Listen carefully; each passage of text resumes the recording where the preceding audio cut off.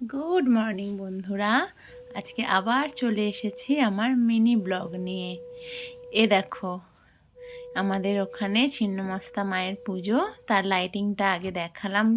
আর দেখো, মাকে দেখালাম। এই যে মায়ের মূর্তি, ছিন্নমস্তা মা খুব জাগ্রত ওখানেই।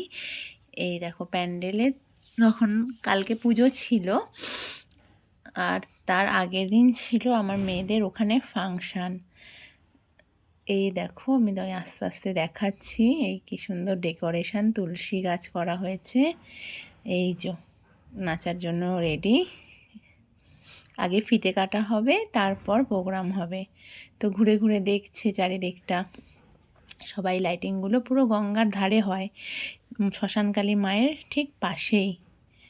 এই যে আন্টিও গেছিল ফাংশানে। এই কিছুটা নাচের অংশ দিলাম।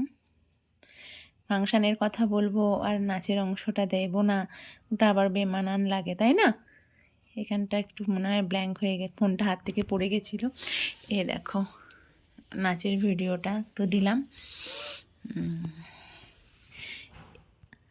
ওই আলোর কাছে যে বড় বড় আলো জ্বলছে, ওইটা আমার মেয়ে। বাকি ওর ক্লাসের বন্ধুরা, এই দাদা ওদের লিড করে নাচে। খুব ভালো নাচ করে ওরা। এই নাচের ভিডিও দিয়েই আজকের ব্লগটা শেষ করব আর কি। চলেই তো যেতে হবে।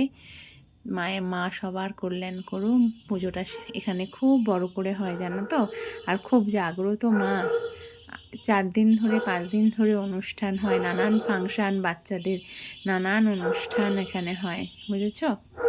দেখো, তোমরা পারলে এসো দেখতে। হুগলি জেলার মাহেশে ছিন্নমস্তা মায়ের পুজো খুব বিখ্যাত, পুরো গঙ্গার ধারে হয়। বাচ্চারা নাচ গান করে, খুশি হয়। নাচের ভিডিওটা দিয়ে শেষ হলো।